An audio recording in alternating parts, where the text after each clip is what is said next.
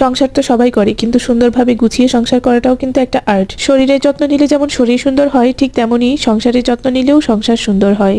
এই যেমন ধরেন, আমার বাসায় কিন্তু দুইজন হেল্পিং হ্যান্ড আছে, কিন্তু তারপরেও কিন্তু এই সমস্ত টুকিটাকি কাজগুলো এই শীতের মধ্যে আমাকেই করে নিতে হচ্ছে। বুয়া ম্যাডামরা তো আর এই সমস্ত কাজকর্ম করবেন না, তারা তো শুধু আসবেন আর বড় বড় কাজগুলো করে চলে যাবেন। আর তাও যদি তারা ঠিকঠাক মতন আসেন তাহলে তো হলো, আর যদি না আসেন তাহলে তো সবই গেল। তো আমার একজন হেল্পিং হ্যান্ড আছেন, যিনি হচ্ছেন সকালে 7টা বাজে আসার কথা। তো উনি কালকে এসেছেন সকাল 10:30টায়। তো ও আসার পরে আমি যখন জিজ্ঞেস করলাম যে কেন তুমি আজকে এত দেরি করলে, তো ও আমাকে সোজা বলে দিল যে শীতের দিনে কি এত সকালে ঘুম থেকে উঠতে মনে চায়?